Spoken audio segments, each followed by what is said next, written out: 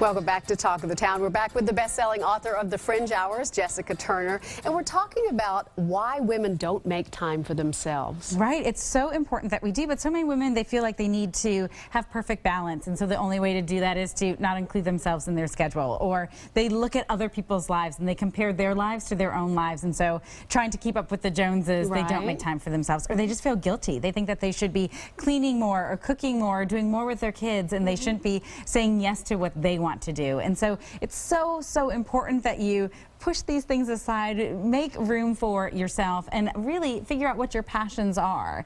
So many women that I talk to, they say, you know what, if I had the time, I don't even know what I would do.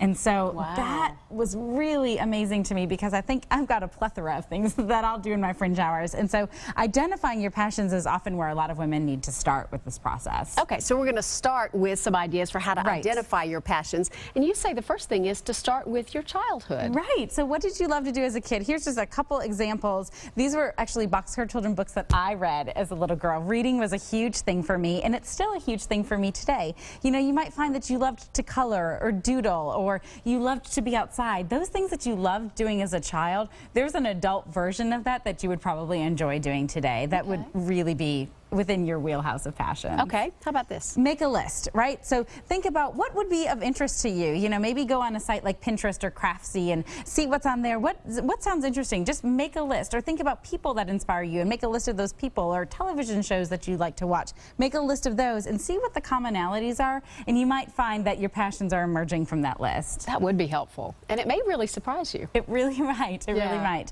Also, think about who inspires you. So this quilt was made by my friend Brittany, and she's an amazing seamstress, and I love how she uses color. This was a quilt she made for my little boy, and she just mixes and matches patterns that I would never think to do. And whenever I'm around her, I'm inspired to sew. I want to try what she's doing. And so think about who inspires you in your life, and that might be the genesis for reaching out to them and saying, hey, would you teach me how to do this? Or just thinking about how they spend their time and how you could apply that to your own life. Yeah, and if you don't have a friend like that, maybe take a class. Absolutely, absolutely. Taking classes is a great way to see what you like and what you don't like. And it's not a huge investment to do just one class oftentimes. That'd be good. How about this? So make an inspiration board. This can be something physical, like this board, where literally I was just reading some magazines and I pulled out pictures that inspired me, quotes that inspired me, even things like those sequins on there. You know, I really love gold this season, so I popped that on there. Or go on Pinterest and make a virtual board. And you'll start to see what are the common themes of things that you're pinning physically or virtually, and those might bring to the surface things that you would enjoy doing with your time. Yeah. You know, as we're talking, we were talking a little bit earlier about the, you know, the guilt that women feel putting themselves first, even for just a short pocket of time during their day. Why is that so important? It's so important because at the end of the day, it doesn't matter if the laundry goes unfolded for 15 more minutes. And you know, like, no one is going to remember. My kids are not going to remember that the mantle was dusty, but what they're going to remember is they're going to remember their mom crafting, and they're going to remember spending time alongside me doing that. That is something that's going to impact them, and it impacts me. I'm a better mom when I'm doing that. And so I think filling ourselves up, the ripple effect is so positive that once you start to do it, it becomes easier to let go of some of those things like guilt that can often be a struggle at first. Why is it that we compare ourselves to other people? You know, I think social media makes it even easier to do that. You know, like you're on Facebook and you're seeing everybody's best ofs, right? You're seeing the best photos, you're seeing those little cropped squares on Instagram, and you don't really see the big picture. And so it can become really easy to just have that eat at you and think that that's what your life needs to look like. You're looking at people's highlight reels and making that be what your own life should look like, when that is just the highlights, right? And so I think sometimes it means that you need to turn it off, or you need to delete it from your phone. You need to see how you're reacting to it and then adjust your life accordingly.